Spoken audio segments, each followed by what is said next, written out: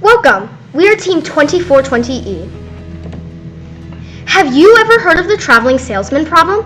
It is a problem where one tries to find the shortest and most efficient way through a set of points and ends up at the same point. The most popular solution is solving through the brute force method.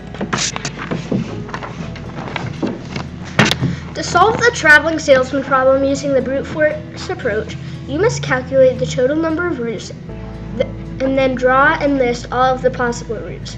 Then, using a computer, run through all of the solutions and find out which is the shortest route. Even if the computer can run through at a fast rate, the more points there are, the longer the computer will take to process the routes.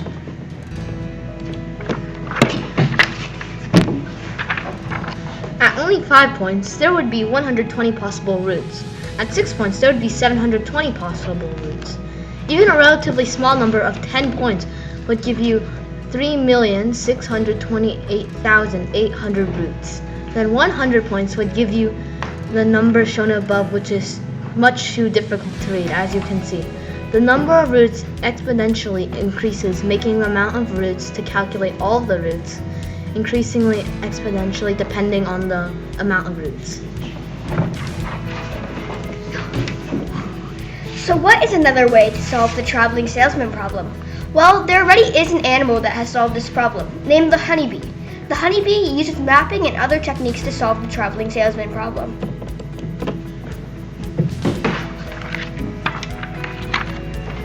Since flying takes energy and they need a route that is efficient in order to not waste energy, bees have needed to solve this problem for a long time, and they already have.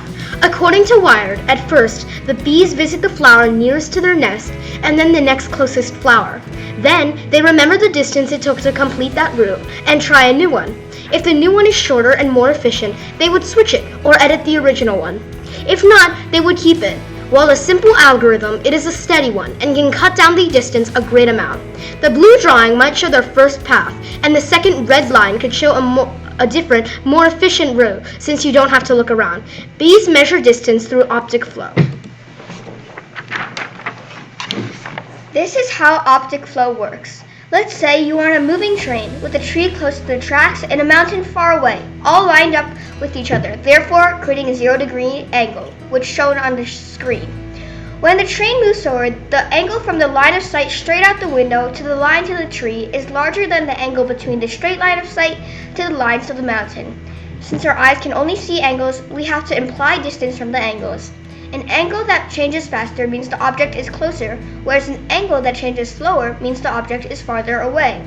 Distance can be measured through optic flow, which is the amount that an image appears to move as the position of the observer moves. If you switch out the train for a bee and the objects for flowers, there is an explanation.